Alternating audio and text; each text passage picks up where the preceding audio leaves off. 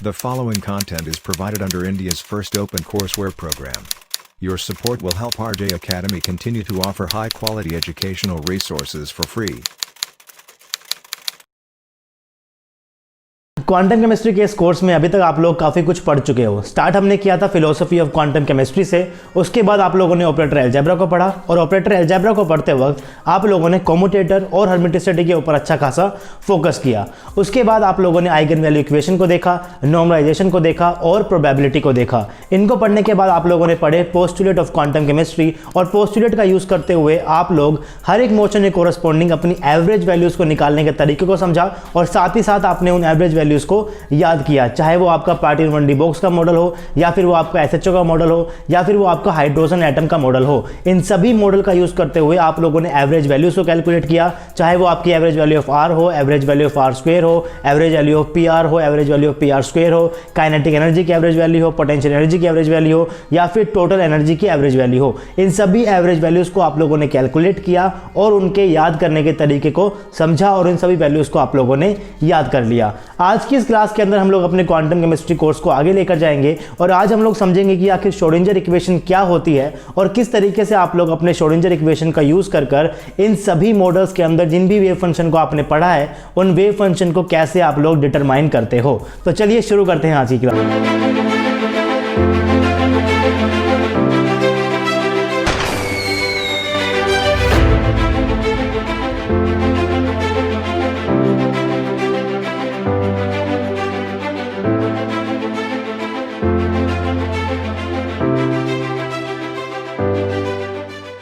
Hey guys, this is RJ and welcome to RJ Academy. So this is lecture number 16 of quantum chemistry. अभी तक हम लोग 15 lectures को cover कर चुके हैं क्वांटम केमिस्ट्री के और काफ़ी कुछ हम लोग पढ़ चुके हैं। अगर आप लोगों ने उनमें से किसी भी लेक्चर को मिस किया है तो प्लीज़ आप लोग क्वांटम केमिस्ट्री के हर एक लेक्चर को देख लीजिए। क्वांटम केमिस्ट्री बहुत ही कनेक्टिंग सब्जेक्ट है। अगर आप लोगों ने कोई भी लेक्चर मिस किया तो आने वाले लेक्चर्स के अंदर आप लोगों को प्रॉब्लम हो सकती है। अगर आप लोग इस चैनल के ऊपर नए हो और डायरेक्टली इसी वीडियो को देख रहे हो तो मैं आपसे बोलूँगा कि सबसे पहले तो आप लोग इस चैनल को सब्सक्राइब कर दीजिए, वीडियो को लाइक कर दीजिए और उसके बाद RJ अकेडमी के यूट्यूब चैनल के ऊपर जाकर प्लेलिस्ट के अंदर ढूंढिए कि क्वांटम केमिस्ट्री कहाँ है और क्वांटम केमिस्ट्री के सभी लेक्चर्स को देख लीजिए क्योंकि क्वांटम केमिस्ट्री बहुत ही ज़्यादा कनेक्टिंग है। एक भी लेक्चर आपने मिस किया तो आगे आपको समझ में नहीं आएगा। तो क्वांटम केमिस्ट्री का लेक्चर हम लोग काफ़ी दिनों के बाद लेकर आ रहे हैं। जैसे कि आप लोगों ने कल पोस्ट देखा था कम्युनिटी टैब के अंदर, मैंने वहाँ पर आपसे पूछा था कि कौन से लेक्चर्स आप लोग अब चाहते हो, यानी कि किस टॉपिक के लेक्चर्स आप लोग चाहते हो। तो मैक्सिमम वोट क्वांटम केमिस्ट्री को मिले थे, इसीलिए आने वाले 3 लेक्चर्स आपको क्वांटम केमिस्ट्री के देखने को मिलेंगे। उसके बाद वापस से हम लोग कम्युनिटी टैब के अंदर एक पोस्ट करेंगे कि आप लोग उसके बाद कौन से लेक्चर चाहते हो। तो इसी तरीके से आपकी डिमांड्स के ऊपर अब लोग लेक्चर्स लेकर आएंगे RJ अकेडमी के इस यूट्यूब चैनल के ऊपर। तो आज हम लोग पढ़ने वाले हैं कि आखिर श्रोडिंगर इक्वेशन क्या होती है। थंबनेल भी आप लोगों ने देख लिया, हेडिंग भी आप लोग यहाँ पर देख रहे हो कि मैंने लिखा हुआ है quantum mechanical treatment of Schrodinger equation. तो आज हम लोग श्रोडिंगर इक्वेशन के बारे में पढ़ेंगे। देखिए, श्रोडिंगर इक्वेशन एक ऐसा वर्ड है जिसको आप लोग क्लास 11th में भी सुनते हो, क्लास 12th में भी सुनते हो, BSc में भी पढ़ते हो और MSc के अंदर भी इसके बारे में पढ़ते हो, लेकिन फिर भी मैक्सिमम बच्चों को श्रोडिंगर इक्वेशन आखिर क्या होती है, अगर उनसे आप पूछोगे कि आखिर श्रोडिंगर इक्वेशन क्या होती है तो शायद वो जवाब ना दे पाए। तो अगर आप भी उनमें से हो, अगर आपको नहीं पता श्रोडिंगर इक्वेशन क्या होती है तो घबराने की बात बिल्कुल भी नहीं है। आज इस वीडियो के अंदर हम लोग श्रोडिंगर इक्वेशन के बारे में हर एक चीज़ को डिटेल में पढ़ेंगे कि आखिर श्रोडिंगर इक्वेशन क्या होती है या फिर इसकी इंपॉर्टेंस क्या है क्वांटम केमिस्ट्री के अंदर। श्रोडिंगर इक्वेशन की बहुत ही ज़्यादा इंपॉर्टेंस है क्वांटम केमिस्ट्री के अंदर।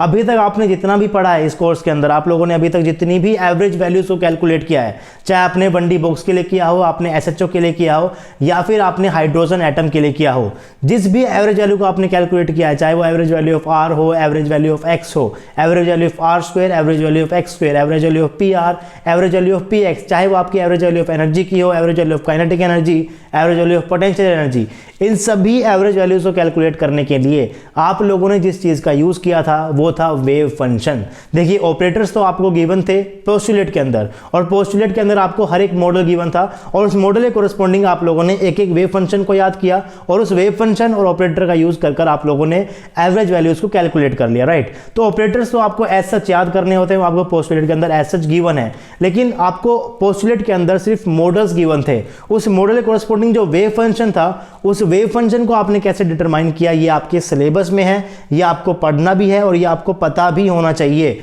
उन वेव फंक्शन तक आप लोग कैसे पहुंचे, तो आप लोग वहां तक पहुंचे with the help of Schrodinger equation.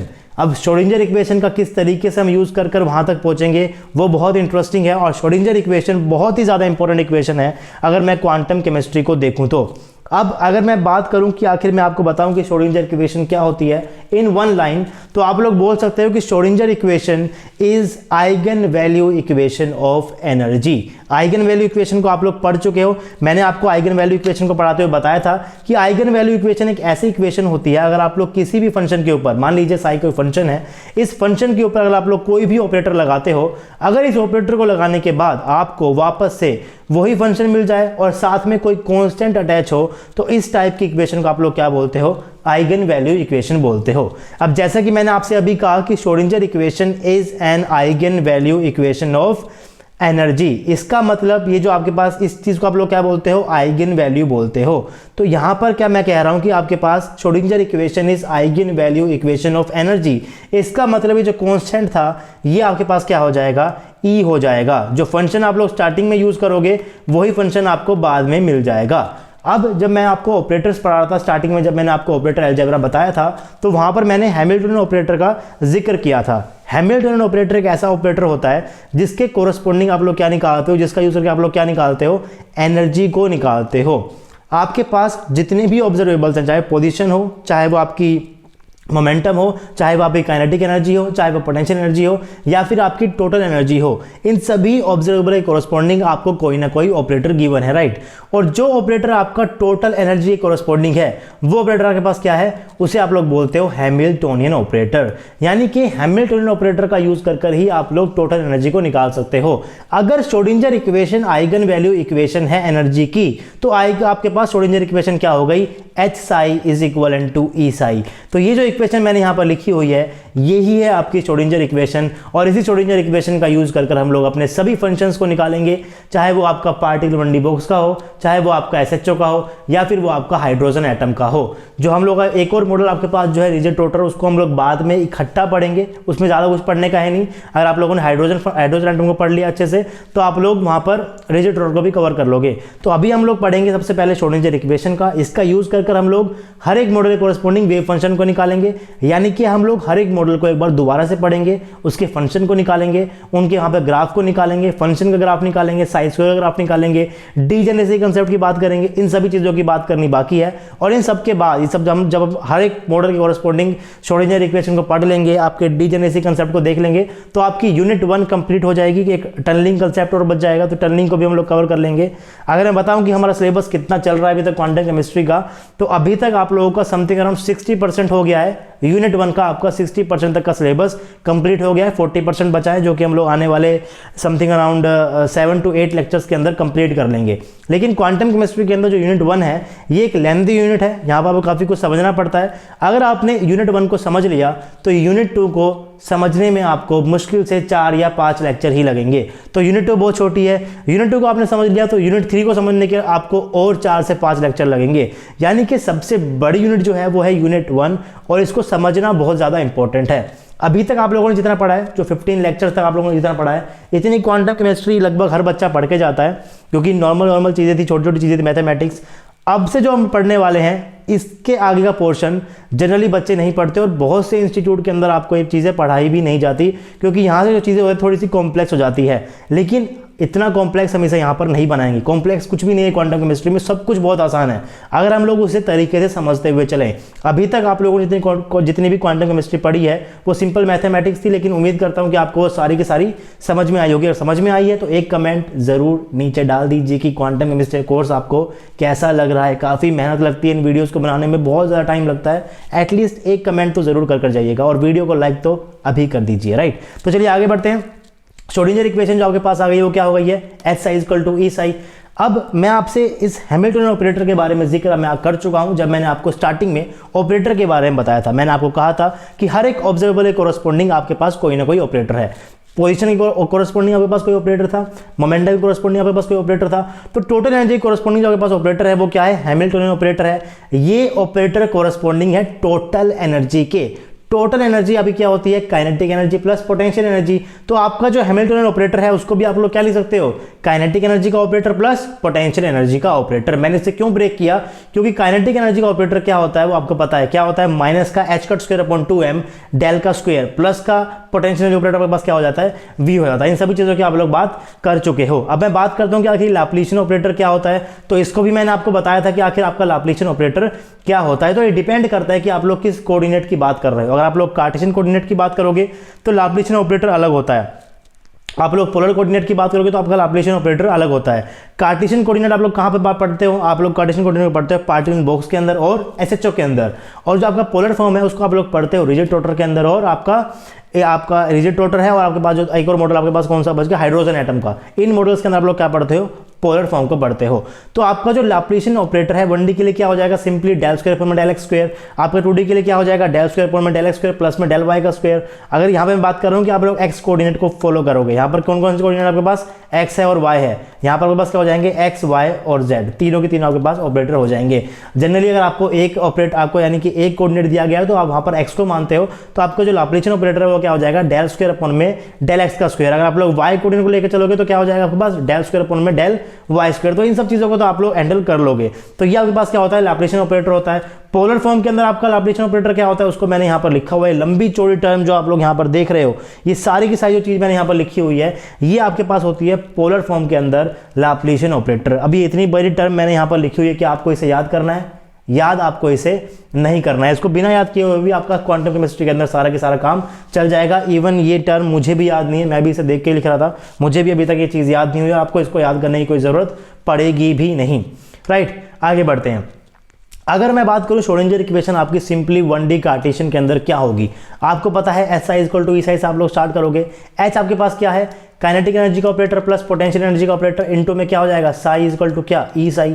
उसके बाद मैंने क्या किया, काइनेटिक एनर्जी का ऑपरेटर आपके पास क्या होता है, माइनस का h कट स्क्वायर अपॉन में 2m इनटू में लैप्लासियन का ऑपरेटर प्लस का v इनटू में साई इक्वल टू क्या, ESI। तो ये आपके पास निकल कर आ गया। अब 1D कार्टेशियन के लिए आपका जो डेल स्क्वायर था, लैप्लासियन ऑपरेटर था, क्या था आपके पास, डेल स्क्वायर अपॉन में डेल एक्स का स्क्वायर। तो इसकी वैल्यू को मैंने पुट कर दिया लैप्लासियन ऑपरेटर की वैल्यू को। तो ये जो इक्वेशन आपके पास निकल कर आई ये कुछ और नहीं है, ये आपके पास श्रोडिंगर इक्वेशन है 1D कार्टेशियन के लिए। अब इसी तरीके से आप लोग अगर जर्नल फॉर्म लिखना चाहो श्रोडिंगर इक्वेशन की तो वो भी आप लोग लिख सकते हो। जर्नल फॉर्म आपके पास क्या हो जाएगी, देखिए अभी तक यहाँ तक जो हमने किया, इस स्टेप तक जो भी किया ये क्या है, ये सभी के लिए वैलिड है। जैसे ही आप लोगों ने लैप्लासियन ऑपरेटर को डेल स्क्वायर अपॉन में डेल एक्स स्क्वायर लगा दिया तो ये श्रोडिंगर इक्वेशन किसके लिए बन जाएगी, 1D कार्टेशियन के लिए बन जाएगी। तो अगर मैं जर्नल फॉर्म लिखना चाहूँ श्रोडिंगर इक्वेशन की तो उसको भी आप लोग इजीली लिख सकते हो। Similarly we can write general representation of Schrodinger equation. मैंने शुरू किया कहाँ से, h psi equal to E psi से, h की वैल्यू को पुट किया, क्या हो गई थी आपके पास, माइनस का h cut square upon 2m Laplacian operator plus v into में साई इक्वल टू क्या, E साई। उसके बाद मैंने क्या किया, मैंने थोड़ी सी मैथमेटिकल मैनिपुलेशन कर रखी है, साई को मैंने क्या कर दिया, इससे भी मल्टीप्लाई कर दिया, साई को मैंने इससे भी मल्टीप्लाई कर दिया।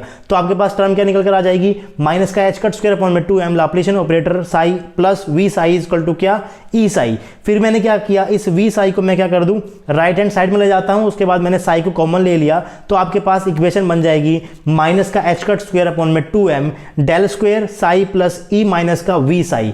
तो ये जो आपके पास जो इक्वेशन बनी है इस इक्वेशन को भी आप लोग ऐसे सच याद कर सकते हो, ये भी क्या है, श्रोडिंगर इक्वेशन है। या फिर अगर आप थोड़ी सी मैथमेटिकल मैनिपुलेशन करोगे तो आपके पास इस तरीके की टर्म निकल कर आ जाएगी। और इस रिप्रेजेंटेशन को, जो रिप्रेजेंटेशन आप यहाँ पर देख रहे हो, ये रिप्रेजेंटेशन आपके पास जो है इसे आप लोग बोलते हो श्रोडिंगर इक्वेशन। अब आपको क्या करना है, आपको डेल स्क्वायर की वैल्यू को पुट करते जाना है अलग अलग बॉक्स, अलग अलग मॉडल के लिए, और आपको अलग अलग मॉडल के लिए श्रोडिंगर इक्वेशन को कैलकुलेट करते जाना है। फॉर एन एग्जांपल अगर मैं पार्टिकल 1D बॉक्स की बात करूंगा तो आप लोग यहां पर क्या लगा दोगे, डेल स्क्वायर अपॉन में डेल एक्स स्क्वायर। अगर मैं बात करूंगा पार्टिकल इन 2D बॉक्स तो आप लोग यहां पर क्या लगा दोगे, डेल स्क्वायर प्लस का डेल एक्स स्क्वायर प्लस में डेल स्क्वायर अपॉन में डेल वाई का स्क्वायर। तो आप लोग क्या लगा दोगे, इस तरीके से लगा दोगे। आपको मैंने यहां पर दिखा देता हूं अलग से, अगर आप लोग हर एक चीज के लिए निकालना है। जैसे कि अगर आप लोग बात करते हो 1D बॉक्स की तो आपको डेल स्क्वायर क्या लगाना है, डेल स्क्वायर अपॉन में डेल एक्स स्क्वायर। इसकी वैल्यू को आपने यहां पर पुट कर दिया। अगर मैं देखूं, अगर मैं आपको यहां पर दिखाऊं इस इक्वेशन को ध्यान से, तो इस इक्वेशन का आपके पास क्या है, आपको सब सिर्फ लैप्लासियन ऑपरेटर को साई से मल्टीप्लाई करना है प्लस 2m अपॉन में h कट स्क्वायर इंटू में e माइनस का v इंटू में साइज इक्वल टू 0। यानी कि आपके अंदर जो चेंज आएगा वो कहां पर आएगा, इस लाप्लासियन ऑपरेटर के अंदर ही आएगा। मैं बात करता हूं 1D बॉक्स की, मैंने इसकी वैल्यू को यहां पर क्या पुट कर दिया, डेल स्क्वायर अपॉन में डेल एक्स स्क्वायर इंटू में साई प्लस 2m अपॉन में h कट स्क्वायर इंटू में e माइनस का v इंटू में साइज इक्वल टू 0। तो ये आपके पास क्या है, श्रोडिंगर इक्वेशन है for particle in 1D box. For किसके लिए, for particle in 1D box, for particle in 1D box. अगर मैं बात करता हूं मुझे 2D बॉक्स के लिए चाहिए, तो आपका जो डेल का स्क्वायर यानी कि लैप्लासियन ऑपरेटर वो क्या बन जाएगा, डेल स्क्वायर अपॉन में del x square plus del square upon में डेल वाई का स्क्वायर। तो कुछ भी नहीं करना है, सिर्फ इस साई को तो आपको ऐसा रखना है, साई को जो आपको मल्टीप्लाई किससे करना है, del square upon del x square से भी करना है और डेल स्क्वायर अपॉन में डेल वाई स्क्वायर से भी करना है। बाकी जो चीज़ आपके पास क्या है, सेम है। उसके बाद अगर आपको 3D के लिए लिखना है तो आपको क्या करना पड़ेगा, डेल स्क्वायर प्लस में डेल स्क्वायर अपॉन में डेल जी स्क्वायर से और आपको क्या करना पड़ेगा, मल्टीप्लाई करना पड़ेगा। यानी कि ये चीज़ आपको करनी पड़ेगी। तो इसको आप इस तरीके से भी लिख सकते हो और इसको आप लोग इस तरीके से भी लिख सकते हो, क्या, डेल स्क्वायर अपॉन में डेल एक्स स्क्वायर प्लस में डेल स्क्वायर अपॉन में डेल वाई स्क्वायर प्लस में डेल स्क्वायर अपॉन में डेल जेड स्क्वायर इनटू में साई। आप इसको ऐसे भी लिख सकते हो। प्लस में क्या करना आपको, 2m अपॉन में h कट स्क्वायर और जो आपके पास टर्म यहाँ पर साइड में है e माइनस का v इक्वल टू 0। तो ये भी आपके पास श्रोडिंगर इक्वेशन है, इस फॉर्म में भी याद कर सकते हो या फिर आप लोग इसे इस फॉर्म के अंदर भी याद कर सकते हो। अगर आपको पोलर कोऑर्डिनेट के अंदर लिखना है, आपको श्रोडिंगर इक्वेशन लिखना है, अगर आपको हाइड्रोजन एटम के लिए श्रोडिंगर इक्वेशन को लिखना है तो आप किस तरीके से लिखोगे, आपको वहां पर लैप्लासियन ऑपरेटर की जो है लंबी चौड़ी जो वैल्यू है आपको इसको लिखना पड़ेगा। आपको इसको क्या करना पड़ेगा, साई से मल्टीप्लाई करना पड़ेगा प्लस e माइनस का v इंटू में साई इज इक्वल टू 0।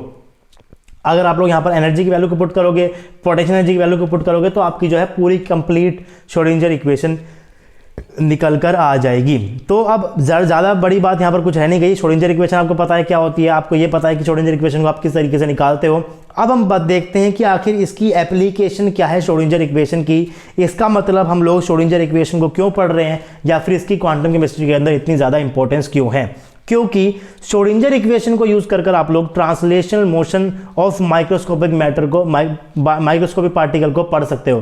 किसका यूज कर यूजिंग पीआईबी मॉडल का। अगर आप लोग पार्टिकल बॉक्स का यूज कर रहे हो तो डेफिनेटली इस मॉडल को यूज करते ही आपके पास कोई ना कोई इक्वेशन होनी चाहिए, कोई ना कोई इक्वेशन होनी चाहिए जिससे आप लोग क्या निकाल सको, अपने वेव फंक्शन को निकाल सको। तो वो इक्वेशन जो है वो आपके पास कौन सी होती है, श्रोडिंगर इक्वेशन होती है। यानी कि आपको पार्टिकल इन 1D बॉक्स के लिए श्रोडिंगर इक्वेशन पता है, उस श्रोडिंगर इक्वेशन का यूज कर आप लोग पार्टिकल इन बॉक्स के लिए अपने वेव फंक्शन को कैलकुलेट करोगे। जितने भी आपने फंक्शन यूज किया, चाहे आपने बॉक्स के लिए यूज किया होगा √2/L sin n pi x upon में L, इस फंक्शन तक आप लोग कैसे पहुंचे, ये सभी चीजें आपको श्रोडिंगर इक्वेशन से ही कैलकुलेट करनी है। और श्रोडिंगर इक्वेशन से हम लोग इसे हर एक मॉडल के लिए बारी बारी से कैलकुलेट करेंगे। वाइब्रेशन मोशन के लिए आपको पता है क्या होती है, बाय यूजिंग SHO मॉडल। शायद मैंने यहाँ पर स्पेलिंग गलत लिखी हुई, वाइब्रेशनल, ओहो, तो ये आपके पास वाइब्रेशनल मोशन के लिए आप लोग देख सकते हो बाय यूजिंग SHO मॉडल। तो हर एक मॉडल के लिए आप लोग क्या निकालने वाले हो, यहाँ पर वेव फंक्शन निकालने वाले हो। Rotational motion of microscopic particle के पास क्या है, रिजिड रोटर मॉडल है। और इलेक्ट्रॉनिक मोशन के लिए आप लोग क्या पढ़ते हो, हाइड्रोजन एटम पढ़ते हो। अभी जितने भी आपके पास मॉडल हैं, जितने भी मॉडल्स हैं, all these models are exactly solvable system. इसका मतलब क्या होता है, देखिए अगर आप लोग श्रोडिंगर इक्वेशन को ध्यान से देखोगे तो आपके पास जो श्रोडिंगर इक्वेशन, मान लीजिए आप लोग इस 1D बॉक्स की श्रोडिंगर इक्वेशन को देख रहे हो। अगर आप लोग इस 1D बॉक्स की इक्वेशन को देखोगे तो आपके पास किस तरीके की इक्वेशन दिख रही है आपको ये एक डिफरेंशियल इक्वेशन दिख रही है। डिफरेंशियल इक्वेशन क्या होती है, जैसे कि अगर मैं आपको सिंपल मैथमेटिक्स के अंदर इक्वेशन बताऊं, जैसे कि अगर इक्वेशन लिखता हूं ax² प्लस का bx प्लस का c इक्वल टू 0, तो इस टाइप की इक्वेशन को आप लोग क्या बोलते हो, इस टाइप की इक्वेशन आप लोग क्या बोलते हैं, quadratic equation, right, quadratic equation. Quadratic equation हमने क्यों बोला, क्योंकि यहाँ पर आपके पास क्या है, x का स्क्वायर है, इसकी पावर क्या है, स्क्वायर है। अगर मैं यहाँ पर ax³ प्लस का bx² प्लस का cx प्लस का d इक्वल टू 0 करूंगा तो ये आपके पास क्या है, एक क्यूबिक इक्वेशन है। इसी तरीके से अगर आपका वेरिएबल के साथ में डिफरेंशियल जुड़ा हुआ है और वो भी 2 पावर के साथ, तो इस टाइप की इक्वेशन को आप लोग क्या बोलते हो, डबल डिफरेंशियल इक्वेशन बोलते हो। अगर यहां पर आपके पास पावर 1 के साथ, जैसे कि मान लो आपके पास क्या होता, dψ/dx, इस टाइप की आपके पास कोई इक्वेशन होती, e माइनस का v, और आपके पास कोई इस टाइप की कोई भी इक्वेशन होती है उसको आप क्या बोलते हैं, डिफरेंशियल इक्वेशन। अगर आप इस इक्वेशन की बात करें तो क्या हो जाएगा आपके पास, differential equation, double differential equation. यहाँ पे आपके पास डिफरेंशियल है, इसके ऊपर पावर कितनी है, 2 है, तो ये कैसी फॉर्म है आपके पास, डबल डिफरेंशियल इक्वेशन आपके पास यहाँ पर है। उसी तरीके से ये भी आपके पास डबल डिफरेंशियल है, उसी तरीके से आपके पास 3D वाला भी डबल डिफरेंशियल है। यानी कि जब भी आप लोग श्रोडिंगर इक्वेशन का यूज करोगे तो आपको एक डबल डिफरेंशियल इक्वेशन मिलेगी। अब जिस तरीके से आप लोग क्वाड्रेटिक इक्वेशन को सोल्व करते हो, फॉर एन एग्जांपल मैं बात करता हूं ax² प्लस का bx प्लस का c इक्वल टू 0। अगर आपको इस इक्वेशन को सोल्व करनी है तो डेफिनेटली आप लोग यहाँ पर x की कोई वैल्यू को निकालते हो, जिसको आप लोग क्या बोलते हो, इस इक्वेशन के रूट्स क्या हैं।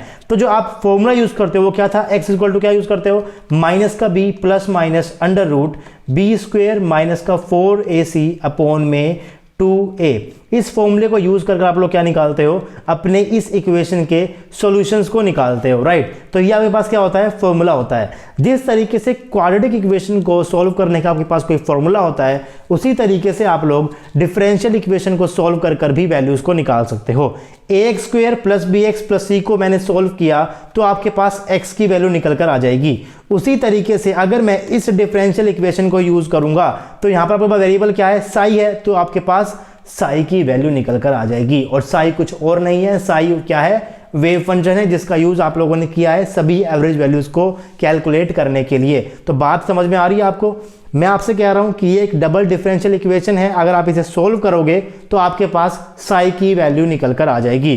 तो जितने भी मॉडल आप लोग पढ़ने वाले हो क्वांटम केमिस्ट्री, आपने जो भी पढ़े हैं, पार्टिकल इन बॉक्स मॉडल पढ़ा हो, SHO पढ़ा हो, या फिर आपने रिजिड रोटर की बात करो, या फिर आप लोग अपने हाइड्रोजन एटम की बात करो, ये सारे के सारे एग्जैक्टली सोल्वेबल सिस्टम है। इसका मतलब जो श्रोडिंगर इक्वेशन को यूज कर जो डबल डिफरेंशियल इक्वेशन बनेगी वो एग्जैक्टली सोल्व भी होगी। ऐसा नहीं होगा कि आपके उसके कोई सोल्यूशन नहीं होगा, क्योंकि बहुत सारी क्वाड्रेटिक इक्वेशन ऐसी होती है जिसके सोल्यूशन नहीं होते। फॉर एन एग्जांपल अगर मैं बात करता हूं ax² प्लस bx प्लस का c इक्वल टू 0, अगर मैं बात करूं इसका सॉल्यूशन क्या होगा तो आपके पास x क्या होता है, इक्वल टू माइनस का b plus minus under root b² minus का 4ac अपॉन में 2a।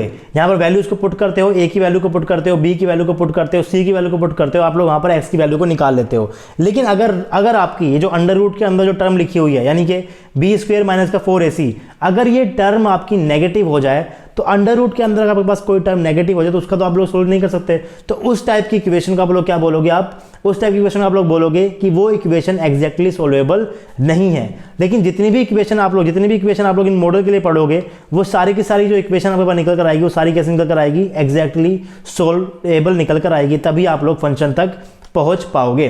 तो आगे बढ़ते हैं। अब हर एक मोशन की कोरस्पॉन्डिंग अलग से पढ़ेंगे, ट्रांसलेशन की कोरस्पॉन्डिंग अलग से पढ़ेंगे, उसके बाद वाइब्रेशन को पढ़ेंगे, फिर हम रोटेशन को पढ़ेंगे, और फिर हम क्या पढ़ेंगे, इलेक्ट्रॉनिक को पढ़ेंगे।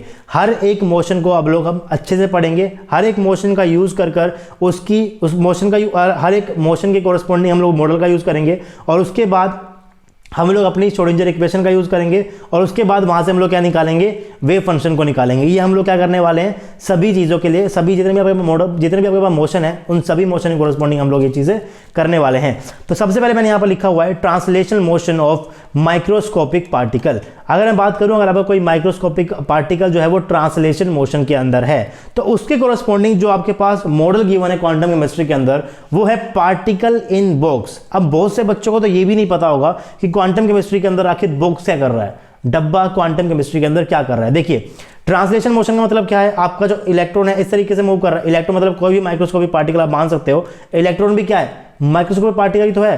ट्रांसलेशन मोशन मतलब क्या है कि आप लोग इसको इस तरीके से, यानी कि एक ट्रांसलेशन मोशन, यानी कि एक ही डायरेक्शन के अंदर वो क्या कर रहा है, मूव कर रहा है, राइट।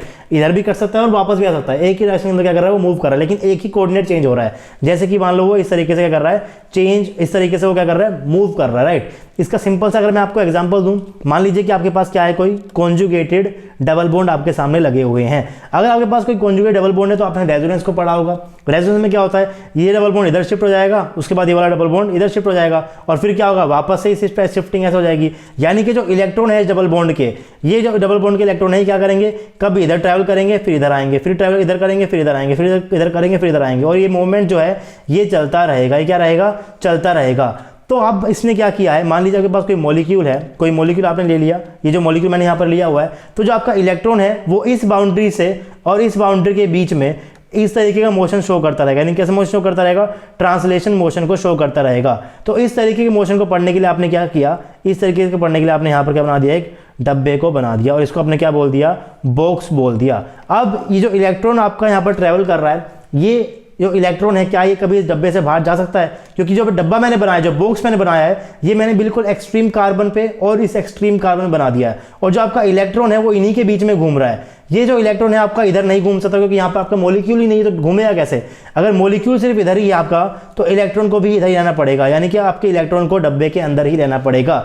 यानी कि इन चीज़ों का यूज़ कर आप लोग कंडीशंस निकालोगे कि किस तरीके की इक्वेशन आपकी होनी चाहिए पार्टिकल इन बॉक्स की। तो चलिए पढ़ते हैं हम लोग अपने पार्टिकल 1D बॉक्स को। सबसे पहले हम लोग क्या पढ़ रहे हैं, पार्टिकल बॉक्स को पढ़ेंगे, उसके बाद हम लोग अपने सभी मॉडल के कोरस्पॉन्डिंग हम लोग अपनी श्रोडिंगर इक्वेशन का यूज कर वेव फंक्शन को निकालने की कोशिश करेंगे।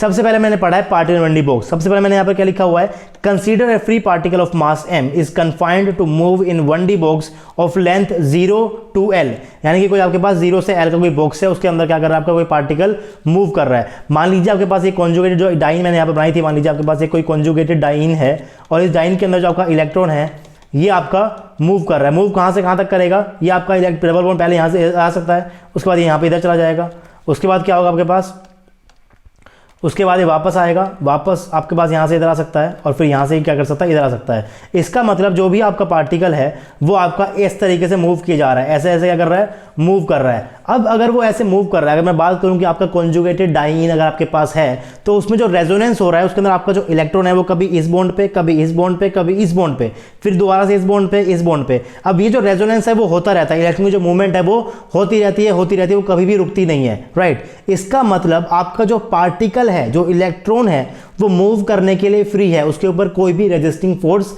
नहीं लग रहा। इसको समझने के लिए मान लीजिए आपके पास कोई बॉल है, आप उस बॉल को फ्लोर के ऊपर रोल करते हो, तो वो बॉल जो है वो कुछ टाइम के बाद अपने आप से रुक जाएगी, क्योंकि उसके ऊपर एक रेजिस्टिंग फोर्स लग रहा है, जिसको आप लोग क्या बोलते हो, फ्रिक्शन फोर्स बोलते हो। लेकिन अगर आप लोग बात करो इस रेजोनेंस की, तो इस रेजोनेंस के अंदर जो आपका इलेक्ट्रॉन है वो रेजोनेंस होता रहता है, वो हर वक्त होता रहेगा।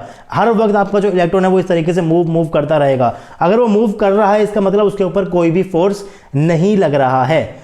मैंने आपसे कहा कि आपकी जो बॉक्स होता है उसकी एक कंडीशन होती है। आप लोग कंसीडर करते हो, आप लोग एक ऐसा बॉक्स कंसीडर करते हो जिसके अंदर का पोटेंशियल 0 होता है और हर जगह क्या होता है, इनफाइनाइट होता है। तो मैं आपको समझाने की कोशिश कर रहा हूं कि आखिर बॉक्स के अंदर का पोटेंशियल आप लोग 0 क्यों लेते हो और हर जगह आप लोग उसे इनफाइनाइट क्यों लेते हो। बुक्स के अंदर आप लोग पढ़ लेते हो कि आप लोग आपके पास एक ऐसा बॉक्स है जिसके अंदर की क्या है, 0 है, बाहर क्या है, इनफाइनाइट है, लेकिन वो क्यों है ये भी आपको पता होना चाहिए। तो अब मैं कह रहा हूं कि आपका जो इलेक्ट्रॉन है ये इस तरीके से फ्रीली मूव कर रहा है। अगर ये मूव करने के लिए फ्री है, इसका मतलब इसके ऊपर कोई भी फोर्स एक्ट नहीं कर रहा है। इसका मतलब अगर आपका जो V equal to 0 inside the box है वो इसीलिए है क्योंकि आपका जो पार्टिकल है वो मूव करने के लिए फ्री है। अब वो फ्री से क्या होता है, अगर वो फ्री होगा इसका मतलब क्या हो गया, उसके ऊपर कोई भी फोर्स एक्ट नहीं कर रहा। अगर उसके ऊपर कोई भी फोर्स एक्ट नहीं कर रहा, अब इसको समझने के लिए आपके पास दो टाइप की पिक्चर्स हो सकती है। एक हो जाती है क्लासिकल पिक्चर, एक हो जाती है क्वांटम पिक्चर। पहले समझते हैं हम लोग क्लासिकल पिक्चर। अगर आपका फोर्स 0 है, कोई पार्टिकल को आप लोग कोई पार्टिकल फ्रीली मूव कर रहा है, अगर उसका फोर्स 0 है, इसका मतलब क्या, फोर्स इक्वल टू क्या होता है, mg। मैं बात कर रहा हूं एकदम फ्री पार्टिकल लटका हुआ है, तो आपका ग्रेविटी उसका क्या हो जाएगा, एक्सेलरेशन हो जाएगा, राइट। तो यानी कि फोर्स हमारे पास क्या हो गया, mg। न्यूटन के लॉ यहां पर लगते हैं। फोर्स क्या होता है, force equal to ma। Particle freely हैंगे तो वहां पर सिर्फ ग्रेविटी आपके पास क्या हो सकती है, उसके लिए एक्सेलरेशन हो सकता है। तो फोर्स क्या हो गया, फोर्स इक्वल टू mg हो गया। अगर फोर्स क्या हो गया आपके पास, फोर्स इक्वल टू mg हो गया। अगर मैं आपसे कह रहा हूं कि आपका फोर्स इक्वल टू क्या है, 0 है, इसका मतलब क्या है आपके पास, इसका मतलब आपका जो mg है वो आपके पास क्या हो गया, 0 हो गया। अब मास पार्टिकल का कभी 0 हो नहीं सकता, इसका मतलब मास तो 0 है नहीं, इसका मतलब आपका जो g है वो 0 हो गया। अगर आपका g 0 हो गया तो इससे क्या होगा, आपका जो पोटेंशियल एनर्जी होती है उसका फॉर्मूला होता है mgh। अगर आपका g 0 तो आपका v 0। इसीलिए आप लोग पार्टिकल 1D बॉक्स के अंदर का पोटेंशियल आप लोग क्या लेते हो, 0 लेते हो। तो ये तो हमने समझा क्लासिकल पिक्चर से। अब समझते हैं हम लोग इसे क्वांटम पिक्चर से। तो क्वांटम मैकेनिकली क्या होता है आपके पास, जो dB होता है, जो चेंज इन पोटेंशियल होता है, क्या होता है आपके पास, माइनस का fdx होता है, राइट। अब मैं कह रहा हूं कि आपका फोर्स 0 है। अगर आपका फोर्स 0 हो गया तो डेफिनेटली आपका dV भी क्या होगा, 0 होगा। इसका मतलब आपका V क्या होगा, कांस्टेंट होगा। अगर चेंज इन पोटेंशियल 0 है, इसका मतलब आपका जो पोटेंशियल है वो क्या हो गया, कांस्टेंट हो गया। अब अगर मुझे उसे कांस्टेंट ही रखना है तो मैं उसे अपनी इच्छा से क्या मान लेता हूं, उसे 0 मान लेता हूं, ताकि आपकी कैलकुलेशंस के अंदर कोई भी दिक्कतें ना हो। क्योंकि आपकी श्रोडिंगर इक्वेशन के अंदर E माइनस का V इक्वल टू साई है। अगर वहां पे मैं V को 0 मान लूंगा तो वो इक्वेशन से से निकल जाएगा। लेकिन अगर मैं किसी कांस्टेंट मानूंगा तो वो हर जगह आपके साथ रहेगा। और आप लोग क्या करते हो, एक डिफरेंशियल इक्वेशन है तो उसको आपको क्या करना पड़ेगा, डिफरेंशिएट करना पड़ेगा। तो किसी कांस्टेंट का डिफरेंशिएशन भी आपके पास क्या निकल कर आएगा, 0 ही निकल कर आएगा। तो इससे अच्छा है कि आप उसे पहले क्या मान लो, 0 मान लो। तो मैंने यहाँ पर वो सभी चीज़ें लिखी हुई है कि आपका जो v equal to 0 inside the box होता है, क्योंकि आपका जो पार्टिकल है वो फ्री होता है। और पार्टिकल फ्री है इसका मतलब उसके ऊपर कोई भी फोर्स एक्ट नहीं कर रहा।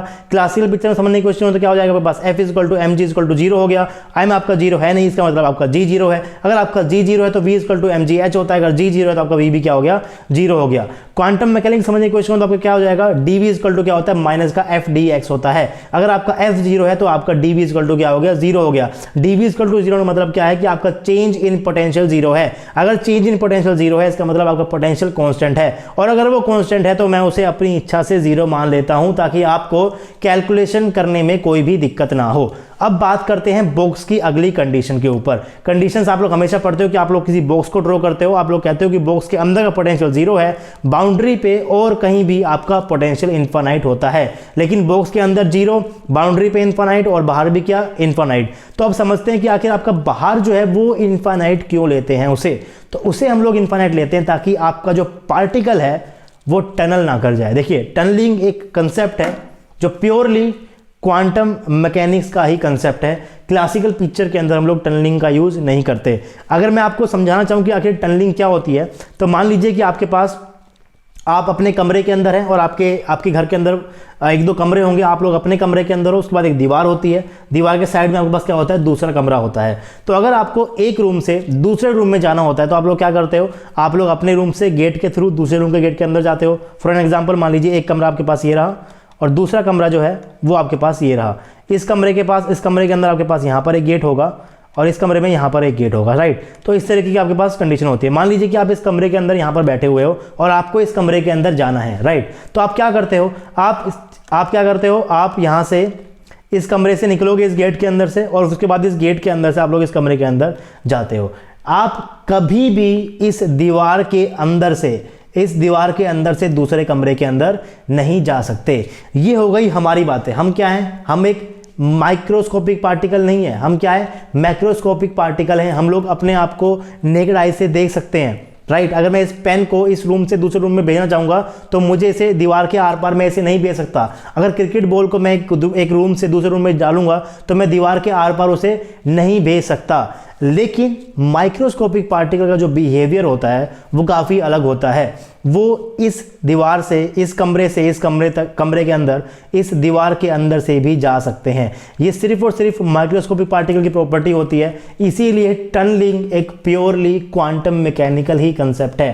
टनलिंग को हम लोग बाद में अच्छे से पढ़ेंगे। अभी के लिए आप लोग ये समझिए कि टनलिंग क्या होती है। टनलिंग बेसिकली ये चीज़ होती है कि अगर आपका पार्टिकल मान लीजिए कि आपके पास ये एक कमरा है और आपके पास ये दूसरा रूम है और इस रूम के अंदर पार्टिकल आपका क्या कर रहा है, वाइब्रेट कर रहा है। तो टनलिंग एक ऐसी प्रॉपर्टी होती है जो कि सिर्फ और सिर्फ माइक्रोस्कोपिक पार्टिकल के लिए है। वो इस कमरे से इस कमरे के अंदर इस दीवार के थ्रू भी जा सकता है। तो इस तरह की प्रॉपर्टी को आप लोग क्या बोलते हो, टनलिंग बोलते हो। इसको हम लोग क्या पढ़ेंगे, अच्छे से पढ़ेंगे। तो पोटेंशियल जो आपका कहीं भी है वो एल्सवेयर इन्फिनिट इसलिए होता है to avoid bouncing and tunneling. Bouncing को भी अवॉइड करता है और वो टनलिंग को भी अवॉइड करता है। बाउंसिंग से मेरा मतलब क्या है, मान लीजिए कि आपके पास एक ग्लास है, बड़ा सा ग्लास है, उसके अंदर आपने क्या डाली, बिल्कुल छोटी, जो आपके पास क्रेजी बॉल आती थी, बिल्कुल छोटी छोटी जो बॉल आती थी, मान लीजिए आपने उसके अंदर क्या डाल दिया, बॉल को डाल दिया। उसके बाद अगर आप उस ग्लास को ऐसे ऐसे हिलाओगे, बहुत तेज अगर आप लोग उसे हिलाने लगोगे तो एक टाइम ऐसा आएगा, मान लीजिए आपके पास क्या है, ये गिलास है, इसमें आप लोगों ने क्या डाल दी, बॉल को डाल दिया। अब अगर आप इस बॉल को इधर से इधर हिलाने लगोगे, मान लीजिए बॉल को आप ऐसे हिलाओगे, तो जब इसकी वेलोसिटी बहुत बढ़ जाएगी तो एक टाइम ऐसा आएगा कि धीरे धीरे ऊपर जाएगी और इस कोने से बॉल क्या है, एकदम से बाहर निकल कर आ जाएगी। यानी कि आपके पास गिलास में बॉल, आप इसको बहुत तेज तेज हिलाओगे तो ऐसा होता है कि बॉल जो है वो ऊपर से बाउंसिंग करके इसके यहाँ से बाहर निकल जाएगी। तो इस टाइप की बाउंसिंग को भी हमें रोकना है, क्योंकि आपने जो अभी बॉक्स मॉडल जो आपने यूज़ किया है, इसके अंदर आपका जो इलेक्ट्रॉन है वो सिर्फ यहीं पर ही मूव कर रहा है। चाहे वो कितनी भी स्पीड से मूव कर रहा हो, वो कभी भी यहाँ पर नहीं आ सकता, क्योंकि यहाँ पर आपका मॉलिक्यूल ही नहीं है। आपका मॉलिक्यूल सिर्फ यहाँ पर है, तो आपका इलेक्ट्रॉन सिर्फ इधर ही रहेगा। ना ही आपका मॉलिक्यूल यहाँ पर आ सकता है, ना ही आपका मॉलिक्यूल यहाँ पर आ सकता है, ना ही आपका मॉलिक्यूल मॉलिक्यूल यहाँ पर आ सकता है, ना ही आपका मॉलिक्यूल यहाँ पर आ सकता है। अगर आपका मॉलिक्यूल यहाँ पर नहीं आ सकता तो डेफिनेटली आपके पार्टिकल यानी कि आपका जो इलेक्ट्रॉन जिसके ऊपर आप लोग फोकस कर रहे हो वो इलेक्ट्रॉन भी यहाँ पर नहीं आ सकता। अगर आपके चाहते हो कि आपका इलेक्ट्रॉन यहाँ से इस पोजीशन से इधर पे ना आए, इस टाइप के कंसेप्ट को आप लोग क्या बोलते हो, टनलिंग बोलते हो। क्या बोलते हो, टनलिंग बोलते हो। अगर आप चाहते हो कि आपका पार्टिकल यहाँ से ऊपर की तरफ ना जाए और ऊपर से बाहर ना निकले तो इसको आप लोग क्या बोलते हो, बाउंसिंग बोलते हो। तो अगर आपको बाउंसिंग को भी रोकना है, अगर आपको टनलिंग को भी रोकना है तो आपको हर जगह, बॉक्स को छोड़ के हर जगह आपको जो पोटेंशियल है उसको इनफाइनाइट लेना ही पड़ेगा। आपको बाउंड्री कंडीशन भी इनफाइनाइट लेनी पड़ेगी और बाहर भी आपको लेना पड़ेगा, इनफाइनाइट ही लेना पड़ेगा। टनलिंग को हम लोग बाद में काफ़ी अच्छे से पढ़ेंगे। अभी के लिए मैं आपको सिर्फ टनलिंग का फॉर्मूला बता रहा हूँ कि आखिर टनलिंग का फॉर्मूला क्या होता है। तो मान लीजिए कि आपका पार्टिकल है, इस पार्टिकल की जो एनर्जी है वो कुछ इस तरीके का पार्टिकल आपका मूव कर रहा है। यहाँ पर आपके पास क्या है, कोई पोटेंशियल बैरियर है, इसका पोटेंशियल क्या आपके पास v है। उसके बाद यहाँ पर आपके पास फिर से सेम पोटेंशियल आ गया और ये l लेंथ के लिए आपके पास क्या है, पोटेंशियल आपको v आपका गिवन है। ये जो जिस एनर्जी से आपका माइक्रोस्कोपिक पार्टिकल मूव कर रहा है उसकी एनर्जी इस पोटेंशियल एनर्जी से कम है, फिर भी आपका माइक्रोस्कोपिक पार्टिकल जो है वो इस रीजन से क्रॉस कर सकता है। इस रीजन में क्या कर सकता है, वो क्रॉस कर सकता है। इसी प्रॉपर्टी को बोलते हैं हम लोग टनलिंग, जिसको हम लोग बाद में अच्छे से पढ़ेंगे। अभी मैं सिर्फ इसका फॉर्मूला यहाँ पर डिस्कस कर रहा हूँ कि आखिर टनलिंग का फॉर्मूला क्या होता है। तो टनलिंग का फॉर्मूला आपके सामने ये रहा, T equal to e raise to the power minus का 2 अंडर रूट 2m इंटू में v माइनस का e अपॉन में h कट इंटू में l क्या है, जिस लेंथ तक आपके पास क्या है, कोई भी पोटेंशियल बैरियर है। v क्या है, उस पोटेंशियल बैरियर के अंदर कितना पोटेंशियल है। e क्या है, जिस एनर्जी से आपका माइक्रोस्कोपिक पार्टिकल आ रहा है। m क्या है, उस पार्टिकल का मास। h का आपको पता है वही प्लैंक कांस्टेंट h अपॉन में 2 पाई। तो ये भी आपको सब कुछ पता है। तो ये आपके पास क्या है, फॉर्मूला होता है टनलिंग का। अगर मुझे इस टनलिंग को जीरो करना है तो डेफिनेटली आपको इस e raise to the power को क्या करना पड़ेगा, माइनस। देखिए e raise to the power क्या है, माइनस है। e raise to the power minus infinite का मतलब क्या होता है आपके पास, 1 अपॉन में e raise to the power infinite. तो e raise to the power infinite क्या हो जाएगा आपके पास, इनफिनिट। तो 1 अपॉन में इनफिनिट क्या हो जाएगा आपके पास, 0। तो अगर आपको टनलिंग को जीरो करना है और आपको इसको जीरो करना है तो अगर आपने यहाँ पर v को इनफिनिट ले लिया तो ये पूरी चीज़ क्या हो जाएगी आपके पास, इनफिनिट हो जाएगी। तो e raise to the minus infinite क्या हो जाएगा आपके पास, 0 हो जाएगा। बेसिकली आप बस ये समझिए कि आपको टनलिंग को जीरो करना है। अगर आपने टनलिंग को जीरो करना है तो आपको पोटेंशियल को इनफिनिट देना पड़ेगा। ये बात आपको इस फॉर्मूले से पता है। ये बात इसको किससे पता है आपको, फॉर्मूले से पता है। तो आपने क्या किया, बॉक्स के अंदर पोटेंशियल ले लिया 0, हर जगह क्या ले लिया, इनफिनिट, ताकि बाउंसिंग ना हो सके, ताकि टनलिंग ना हो सके। v आपने अंदर 0 क्यों लिया, क्योंकि अंदर आपका जो पार्टिकल है फ्री है मूव करने के लिए, वहां पर उसके ऊपर कोई भी फोर्स नहीं एक्ट कर रहा है। राइट तो चलिए आगे बढ़ते हैं। इस टनलिंग के कंसेप्ट को हम लोग काफ़ी ज़्यादा अच्छे से पढ़ेंगे। अभी मैंने सिर्फ छोटी चीज़ लिखी है टनलिंग के बारे में।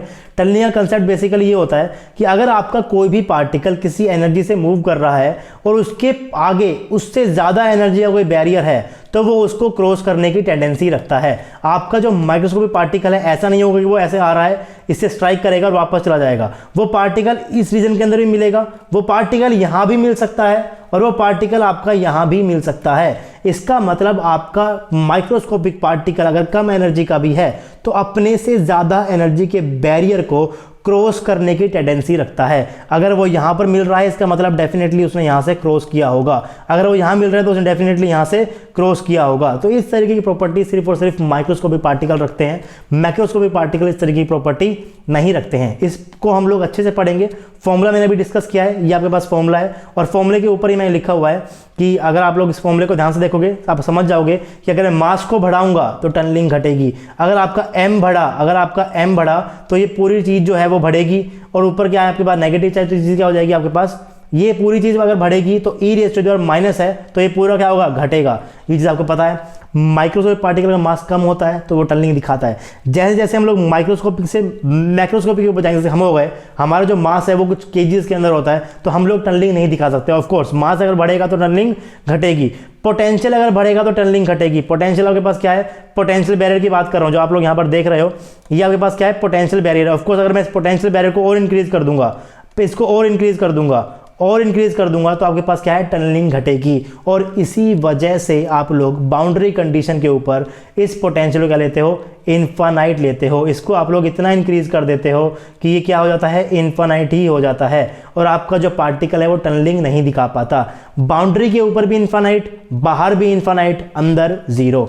उसके बाद यहाँ पर आप क्या दे सकते हो, अगर आपकी एल बढ़ेगी तो आपकी टनलिंग घटेगी, अगर आपकी ई बढ़ेगी तो आपकी टनलिंग बढ़ेगी। ये फैक्टर्स हैं इस फॉर्मूले के बेसिस के ऊपर मैं लिखा हुआ है। टनलिंग क्या होता है, कैसे निकालते हैं, इन सब चीज़ों को हम लोग बाद में डिटेल में पढ़ेंगे। टनलिंग आपके सिलेबस के अंदर है, आपको उसे अच्छे से कवर भी करना है, राइट। तो इसके आगे की जो लेक्चर्स हैं हम लोग अब बाद में इसको कवर करेंगे। अभी तक हम लोगों ने पढ़ा है कि पार्टिकल इन 1D बॉक्स की कंडीशन क्या है। तो पार्टिकल इन बॉक्स की सिंपल सी बात है, कंडीशन ये है कि बॉक्स आपका ऐसा होना चाहिए कि अंदर पोटेंशियल जीरो, बाहर पोटेंशियल इन्फानाइट, यहाँ पोटेंशियल इन्फानाइट, बाउंड्री के ऊपर भी इन्फानाइट और यहाँ पर भी इन्फानाइट, अंदर जीरो इसलिए क्योंकि पार्टिकल फ्री है, हर जगह इन्फानाइट इसलिए ताकि टनलिंग और बाउंसिंग ना हो सके। अब हम लोग इस बॉक्स मॉडल का यूज करेंगे और अपने फंक्शन को निकालेंगे, वेव फंक्शन को किस तरीके से हम लोग उसे निकालते हैं। श्रोडिंजर क्वांटम मैकेनिकल ट्रीटमेंट करेंगे श्रोडिंजर इक्वेशन का और वहां से हम लोग अपने वेव फंक्शन को निकालेंगे। आज ही क्लास का जो मेरा मेन मोटिव था वो ये था कि आखिर श्रोडिंजर इक्वेशन क्या होती है, क्या हम किस तरीके से उसको हम क्या क्या उसकी एप्लीकेशन यानी कि क्वांटम केमिस्ट्री के अंदर हम लोग श्रोडिंजर इक्वेशन से क्या क्या करने वाले हैं। नेक्स्ट क्लास के अंदर पार्टिकल इन 1D बॉक्स का, पार्टिकल इन बॉक्स का जो फंक्शन जो यूज करते हैं √2/L sin n pi x upon l, वो फंक्शन कहाँ से आया उसको अच्छे से हम लोग क्या करेंगे, डिराइव करेंगे। तो आज की क्लास के अंदर बस इतना ही। अगर आपको आज का लेक्चर अच्छा लगा तो प्लीज़ वीडियो को लाइक कर दीजिए, अपने दोस्तों के साथ वीडियोस को ज़रूर शेयर कीजिए, उन्हें बताइए इस कोर्स के बारे में जो हम लोगों ने यहाँ पर ओपन कोर्स पर शुरू किया है, जहाँ पर इंडिया का कोई भी बच्चा, आई मीन इंडिया क्यों, अगर बाहर जहाँ पर जिसको हिंदी समझ आती है तो कोई भी बच्चा यहाँ पर केमिस्ट्री को फ्री ऑफ कॉस्ट पढ़ सकता है। अगर आपको वीडियो अच्छा लगा प्लीज़ वीडियो को लाइक कीजिए। अगर आप इस चैनल के ऊपर नए हो तो बिना सब्सक्राइब किए हुए मत जाना यार, और सब्सक्राइब अगर कर ही रहे हो तो बेल आइकन को जरूर दबाना ताकि आपके पास नोटिफिकेशन पहुंच जाए, कौन कौन से लेक्चर्स हम लोग यहाँ पर किस किस डेट पे अपलोड करने वाले हैं वो आपको पता चल जाए। और साथ ही साथ जब भी मैं कोई कम्युनिटी टैब के अंदर कोई भी पोस्ट डालूँ उस पोस्ट का भी आपको नोटिफिकेशन आ जाए। तो नोटिफिकेशन बेल को बजाना भी उतना ही इंपॉर्टेंट है जितना सब्सक्राइब करना है। तो सब्सक्राइब भी करो, बेल को भी बजाओ और साथ ही साथ वीडियो को लाइक भी कर दो और जाने से पहले कोई ना कोई कमेंट जरूर छोड़कर जाना। आपसे मिलता है नेक्स्ट क्लास में, तब तक के लिए पढ़ते रहिए, पढ़ाते रहिए और खुश रहिए। Thank you.